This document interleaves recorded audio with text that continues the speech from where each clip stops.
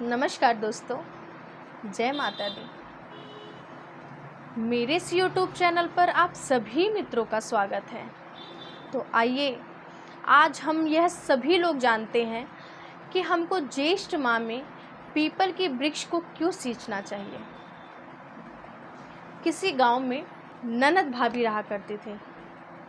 ननद भाभी रोज पीपल देवता के पास जाती थी, उन्हें सींचा करती थी, उनकी पूजा किया करती थी और कहती थी मन मन भाभी अपने मन में कि हे पीपल देवता मेरी गोद भर दीजिए, हे पीपल देवता मेरी गोद भर दीजिए। ऐसा ही कहती थी और ननद कहती थी कि हे पीपल देवता जो मेरी भाभी मांग रही है वही वर मुझे भी दीजिए, कि जो मेरी भाभी मांग रही हैं वही वर मुझे भी दीजिए। ऐसा वह प्रतिदिन होता था।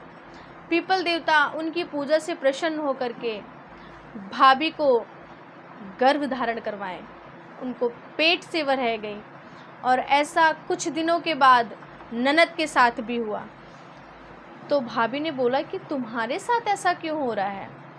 तो भाभी के सवाल पूछने पे ननद ने जवाब दिया कि भाभी मैं भी तो आप ही के साथ पूजा करने जाती थी, जो आप मांगती थी मैं भी वही वर मांग लेती थी कि जो मेरी भाभी मांग रही हैं वही वर मुझे भी दीजिए। जब ऐसा हुआ तो भाभी बहुत ही आश्चर्यचकित हुई। जब भाभी को डिलीवरी हुई, उन्हें बच्चा जब हुआ तो ननद को भी बालक हुआ। यह बात उन्होंने अपने परिवार से बताई।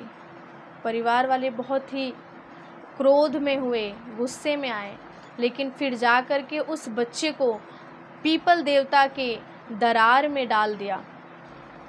ऐसा हुआ कुछ दिनों बाद बच्चे के नामकरण की पूजन करवाया गया। बहुत बड़े बड़े पंडितों को बुलाया गया। उस घर में जब अग्नि प्रज्वलित करवाई जाए, अग्नि प्रज्वलित हो ही नहीं रही थी। सब बहुत परेशान हो गए।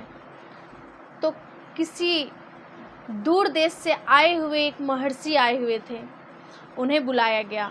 उन्होंने कहा कि आप अपने किसी सगे संबंधी को भूल रहे हैं, इसी वजह से आपके दीप अग्नि प्रज्वलित नहीं हो रही है। उन्होंने कहा हमने तो अपने भाई बहन भतीजे सबको बुला लिए। बोले नहीं, आपने पीपल के वृक्ष में अपने भांजे को नहीं बुलाया है। फिर वह जाते हैं, यह बात सबके सामने आती है कि ऐसे ऐसे उनके साथ हुआ, उनकी ननद ने ऐसे किया। हर बात सबके सामने आती है। फिर वह क्या करते हैं, खूब ही धूम धमाके से, ढोल से, गाने बजाने से जाते हैं, पीपल देवता से अपने भांजे को लेते हैं और घर आते हैं। अग्नि प्रज्वलित होती है, बहुत अच्छे से पूजा किया जाता है। बोलिए पीपल देवता की जय। हे पीपल महाराज, जैसे ही आपने उन ननद भाभी की इच्छाओं की पूर्ति की, वैसे ही सबकी करना।